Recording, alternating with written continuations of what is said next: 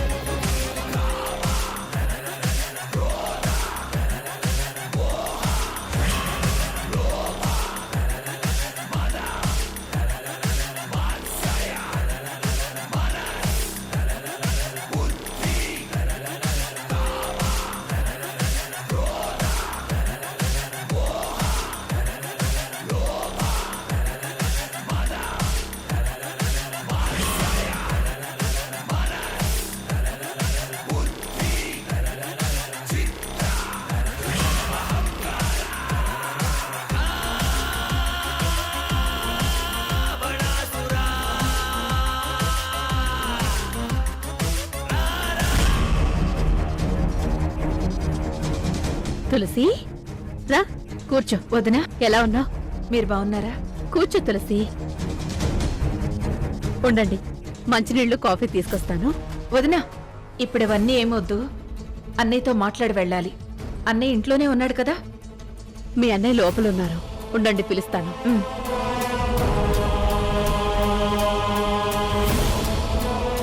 ఏమండి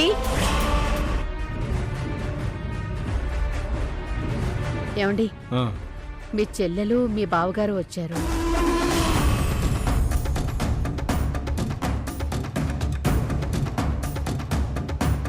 అవునా? ఇప్పుడే వస్తాను, నువ్వు. అలాగేనండి.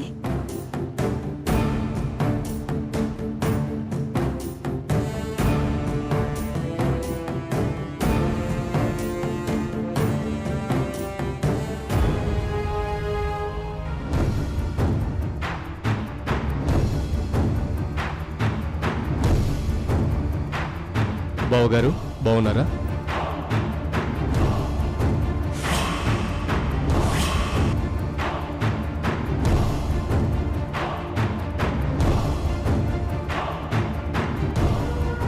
ఏంటి బావగారు ఇలా వచ్చారు? ముందుగా మీ చెల్లిని పలకరించాల్సింది పోయి నన్ను పలకరిస్తున్నారేంటి బావగారు? మేమెందుకు వచ్చామో మీకు ఈ పాటికి అర్థమై ఉంటుంది. పర్లేదండి, మళ్ళీ ఒకసారి గుర్తు చేయడంలో తప్పులేదు.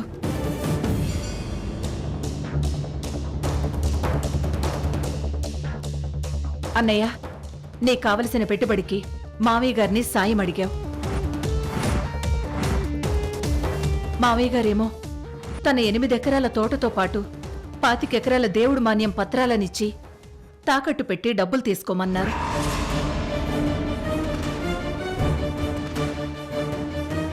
తాకట్టు పెట్టి కాసులు కురిపించుకొని నువ్వు కోటీశ్వరుడివయ్యావు. కాని గడువు తేదీ మర్చిపోయినట్టున్నావు. తాకట్టు పెట్టించుకున్న వాళ్ళు మావయ్యని గడువు గురించి అడిగారు. చివరికి నోటీసులు కూడా పంపించారు. అవి వెంటనే విడిపించాలి, లేదంటే వేలానికి వెళ్ళిపోతాయి. అవును బావగారు, 2 కోట్లు అసలు వడ్డీ చెల్లిస్తే వెంటనే మాన్యాలు విడిపించేద్దాం. టైం పడుతుంది బావగారు.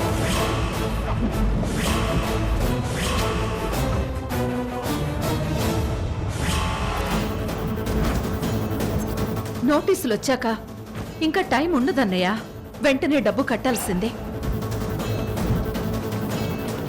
మావయ్య గారి సాయంతో నువ్వు పెట్టిన పెట్టుబడికి బాగానే లాభాలొచ్చాయి కదా. నీ అప్పులు కూడా తీరాయి, ఇల్లు కూడా కొన్నా.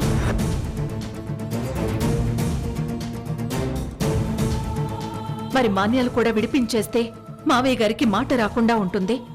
తులసి, వచ్చిన లాభం ఇంకో వ్యాపారం మీద పెట్టాను. ఏడాది అయితే 10 కోట్ల లాభం వస్తుంది.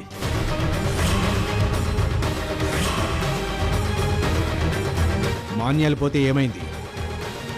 నేను అంతకంటే విలువైన ల్యాండ్ కొనిస్తాను. ఆ ల్యాండ్ అవసరం లేదనుకుంటే 2 కోట్లకి 2 కోట్లు కలిపి నేను 4 కోట్లు ఇస్తాను.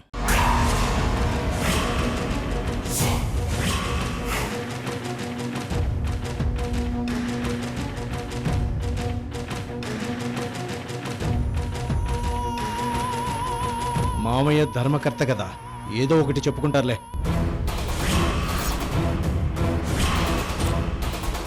ఆయన మాటను ఊళ్ళో కాదనేది ఎవరు? ఎంత బాగా మాట్లాడుతున్నావన్నయ్య. ఊరి మంచి కోరి, ప్రజల బాగు కోరి మాట మీద నిలబడే వ్యక్తిని ఊరి జనం పెద్ద మనిషి అంటారు. ఒక్కసారి ఆ మనిషి మాట తప్పాడా, పొల్లు మాట్లాడా, ఊరి జనం ఆ మనిషిని వేరే కోవలో లెక్కగట్టేస్తారు. మావయ్య మాట కోసం ప్రాణమిచ్చే మనిషి. ఆ విషయం తెలిసి నువ్విలా మాట్లాడుతున్నావా? మాట మాట మాట ఏంటమ్మా మాట?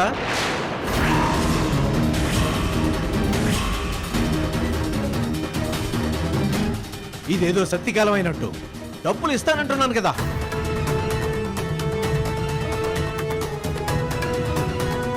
నేనేదో ఇవ్వనన్నట్టు అలా మాట్లాడుతున్నా.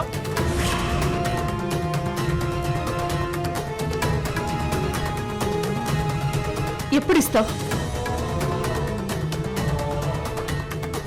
చెప్పాను కదా, ఏడాది తర్వాతే అని. అది కాదు బావగారు. అయితే మాన్యాలు వదిలేసుకోవాలా? ఇప్పుడు వదిలేసుకోండి, తర్వాత కొనుక్కోవచ్చు, తప్పే ఉంది. అన్నయ్య, నువ్వేం మాట్లాడుతున్నావో నీకు అర్థమవుతుందా? దేవుని మాన్యాలంటే అది మామయ్య గారి పరువుకు సంబంధించిన విషయం. మాన్యాలు పోతే ఊళ్ళో మామయ్య గారి పరువు పోతుంది. అవును బావగారు. నీకు సాయం చేసిన మనిషి పరువు గురించి ఆలోచించకుండా రేపెప్పుడో నీకు రాబోయే కోట్ల రూపాయల లాభం గురించి ఆలోచిస్తున్నావా? బావగారు, పత్రాలు ఇచ్చేటప్పుడే మాట అనుకున్నాం. గడువులోపు విడిపిస్తానని మీరు మాటిచ్చారు. ఆలయ ధర్మకర్తగా మా నాన్నగారికి ఎంతో గౌరవం ఉంది. దయచేసి ఆ గౌరవం పోగొట్టకండి. ఎలాగైనా డబ్బు కట్టి మాన్యాలు విడిపించండి. ఇప్పుడైతే కుదరదు బావగారు, డబ్బులైతే ఈ ఏడాది తర్వాత ఇస్తాను.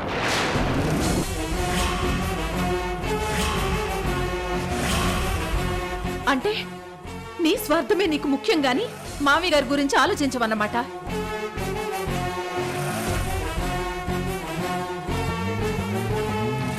సాయం చేసిన మనిషికి నువ్విచ్చే గౌరవం ఇదేనా? ఏ డబ్బు కోసమైతే అన్ని చోట్ల తిరిగి మామయ్య గారే అంత పెద్ద సాయం చేయగలరని వచ్చి చాలా వినయంగా నమ్మకంగా అడిగి తీసుకుని ఇప్పుడిలా ప్రవర్తించడాన్ని ఏమంటారో తెలుసా? మోసం, నమ్మక ద్రోహం. ఏంటి నమ్మక ద్రోహమా? అంతకంతకి ఇస్తానని చెప్తూ ఉంటే నమ్మక ద్రోహం ఎలా అవుతుంది? అన్నయ్య ఎదుగుతుంటే ఓర్వలేకపోతున్నావు కదా. నీలాంటిది నా తోడబుట్టిన చెల్లి అని చెప్పుకోవడానికి సిగ్గుపడుతున్నాను. ఏంటి? నీ ఎదుగుదలని చూసి నేను ఓర్వలేకపోతున్నానా? ఒకే తల్లి కడుపున పుట్టాం. నేనెలాంటిదన్నో నీకు తెలీదా? మావయ్య గారు ఆ రోజు ఆస్తి పత్రాలు ఇస్తూ ఏమన్నారో మర్చిపోయావా? సొంత భూమి విడిపించడం ఆలస్యమైనా పర్వాలేదు, దేవుడి మాన్యాలు మాత్రం గడువుకు ముందే విడిపించాలని చెప్పారు. ఆ గడువు కొప్పుకుని మావయ్య గారితో సంతకాలు చేయించుకున్నా. సాయం చేసిన ఆ చేతుల్ని ఇప్పుడు నీ స్వార్థం కోసం నరికేయాలని చూస్తున్నావా? ఏ డబ్బు కోసమైతే దీనంగా చేతులు చాచావో అది మర్చిపోయి ఈరోజు డబ్బొచ్చాక కళ్ళు నెత్తికెక్కి అహంకారంతో ప్రవర్తిస్తున్నావు. బావగారు, మీ తోడబుట్టిన తులసి ఇంత ఆవేదనతో మాట్లాడుతుందంటేనే పరిస్థితి అర్థమవుతుంది కదా. ఒక్కసారి మీరు ఆలోచించండి. ఆలోచించడానికి ఏమీ లేదు, టైం పడుతుంది. పండి.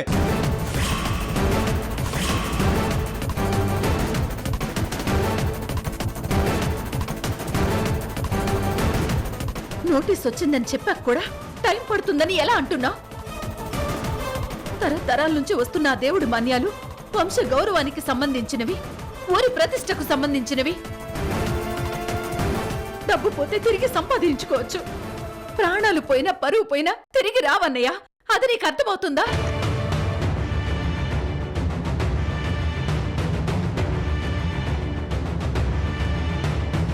మర్యాదగా వెళ్ళు. నువ్వు ఎక్కడ పెట్టుబడులు పెట్టావో అవి వెనక్కి తీసుకో. ముందు దేవుడి మాన్యాలు విడిపించు, తర్వాత నీకు నచ్చినట్టు ఊరేగు. నీకు నచ్చిన వ్యాపారాలు చేసుకో, మాకు సంబంధం లేదు. కాస్త నోరు తగ్గించి మాట్లాడు.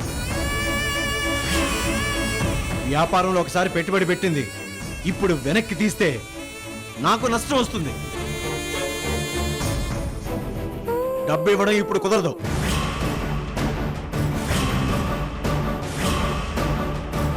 ఎలా తర్వాత కనిపించు. బావగారు, ఇది చాలా అన్యాయం బావగారు. అన్యాయం అని తెలిసే మాట్లాడుతున్నాడండి. ఒక తల్లి కడుపును పుట్టిన ఈ మనిషికి ఇలాంటి చెడు బుద్ధులు ఎలా వచ్చాయో నాకు అర్థం కావట్లేదు.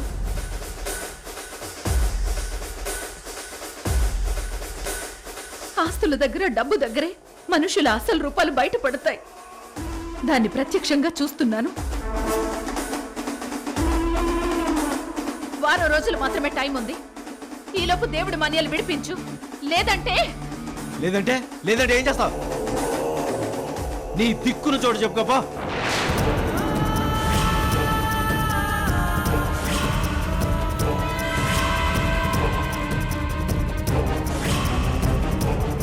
మీరు ఇలా మాట్లాడడం కరెక్ట్ కాదు బావగారు. ఏమండి, ఇంత మూర్ఖత్వంగా మాట్లాడుతున్న ఈ మనిషిని ఇంకా బావా అని పిలుస్తారేంటండి? గడువు దాటిన డబ్బు కట్టకపోతే దేవుని మాన్యాలు వేలానికి వస్తాయి. మా మావయ్య గారి పరువు రోడ్డున పడుతుంది. అయినా పర్వాలేదు అని నువ్వు ఉండిపోతే నీకంటే పాపాత్ముడు మా జీవితాల్లో ఇంకెవరూ ఉండరు. ఇక చాలా ఆపుతావా?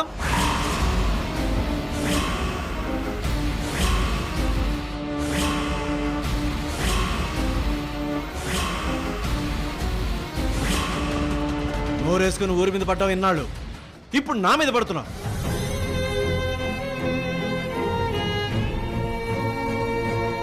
ఊరు ఊరుకుందేమో కానీ నేను ఊరుకోను. నువ్వు నీ వాగుడు.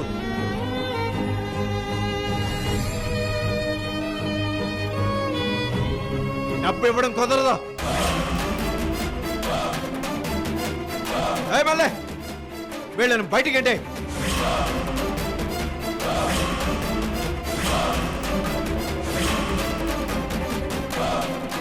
మేడం, సార్ పదండి సార్.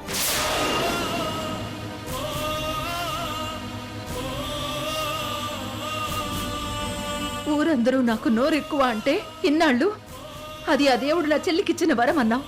అంటే నువ్వు చెప్పిన మాట అబద్ధం కాదు.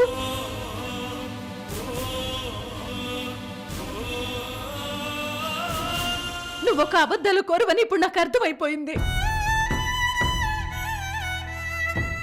చూపిస్తా నా వాగుడేంటో, అందులో ఆవేదనేంటో నీకు తెలియచేస్తా. నీకెలా బుద్ధి చెప్పాలో, నీ నుంచి డబ్బు ఎలా రాబట్టాలో నాకు బాగా తెలుసు. పదండి. తులసి, ఏంటి నీకు తెలిసింది? మీ మామయ్య గారు ఖాళీ పత్రాల మీద సంతకాలు పెట్టారు. అందులో 2 ఇంకా అలానే ఉన్నాయి.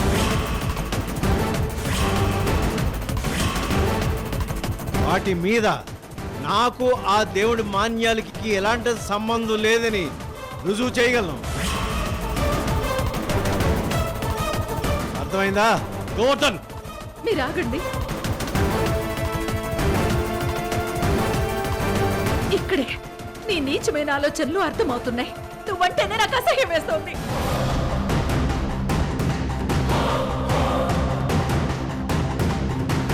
నీకు సరైన గుణపాఠమే చెప్తాను. ఏమండి, ఇతనితో ఇంకా మాట్లాడడం వృధా. పదండి, మనమేంటో చూపిద్దాం.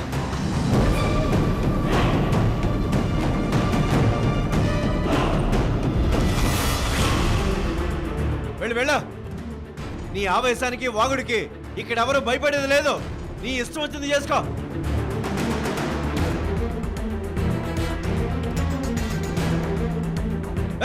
అలా చూస్తావు?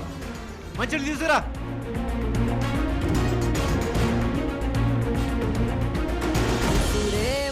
ఇరిసేసింది కరుసైన కాలమిలా, ఎగురేసిన జీవితమంతా చిరిమేసెను చీకటిలా.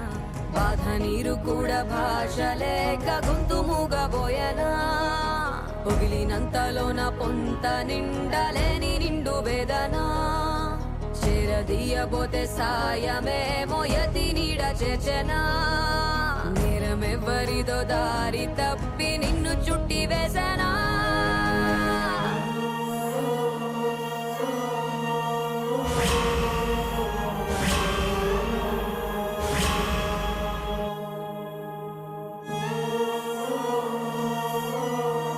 అమ్మా, మామయ్య అలా ప్రవర్తించాడంటే అస్సలు నమ్మలేకపోతున్నామమ్మా. అవునమ్మా. అవసరాలు కొందరిని తాత్కాలికంగా మారుస్తాయి, కానీ డబ్బు అధికారం కొందరిని పూర్తిగా మార్చేస్తాయి.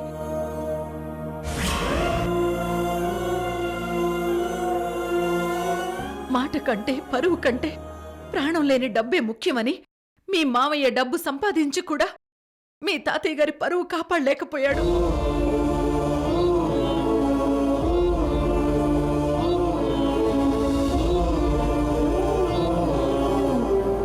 ఏదైతే జరగకూడదో అదే జరిగింది. దేవుడి మాన్యాల తాకట్టు గడువు దాటింది.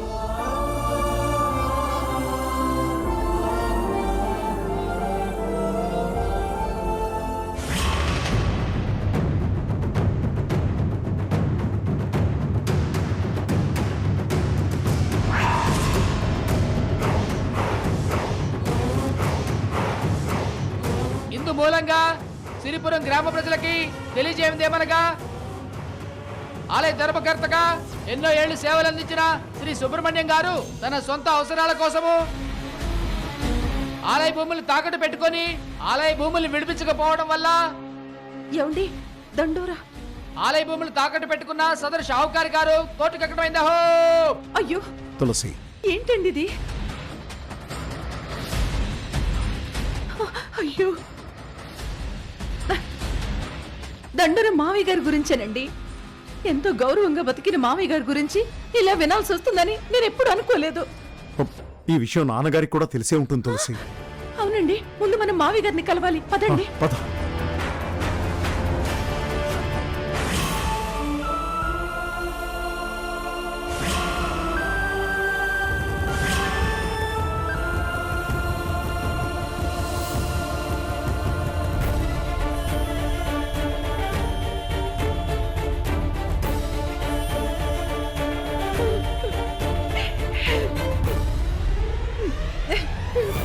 పరువు ముఖ్యమా ప్రాణం ముఖ్యమా అన్న పరిస్థితి ఎప్పుడైనా ఎదురైతే పరువే ముఖ్యమని మీ తాతయ్య అనేవారు.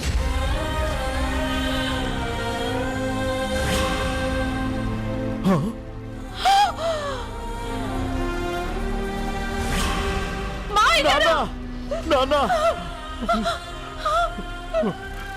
మావయ్య గారు!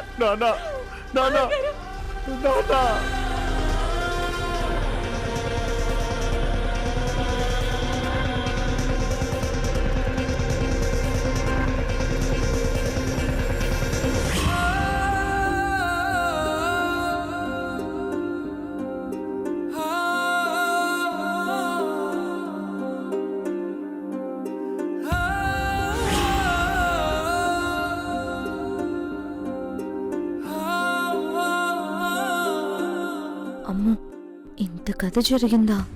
అందుకేనా ఈవిడ పెళ్ళి వద్దు వద్దు అని వెంటపడింది? మీ తాతయ్య ప్రాణాలు బలి తీసుకున్నా అలాంటి మనిషినా నేను క్షమించాల్సింది.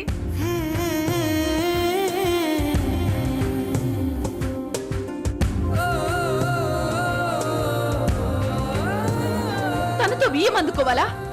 ఇప్పుడు చెప్పండి రా, చెప్పండి. పెనుమంటల్లో చిరుగువ జారింది, కాలేనో తేలేనో కడసారికి, వడగళ్ళలో చిగురాకు వణికింది, చితికేనో బ్రతికేనో జడివానకి, చిరుగాలికే సంకెళ్ళిలా ఊపిరినే ఆపేంతలా, చిరునవ్వుకే చితిమంటలా ఈ జ్వాలన వేదనా. నన్ను క్షమించమ్మా. ఐఎమ్ రియల్లీ సారీ అమ్మా.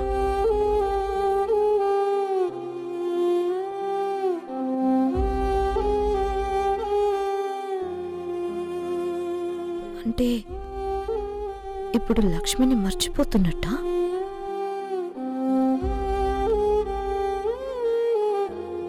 లక్ష్మి విషయంలో నువ్వెందుకు ఇంత స్ట్రాంగ్ గా ఉన్నావో, తమ్ముడి ప్రేమని ఎందుకు కాదన్నావో ఇప్పుడు మాకు అర్థమైందమ్మా. సారీ అమ్మా.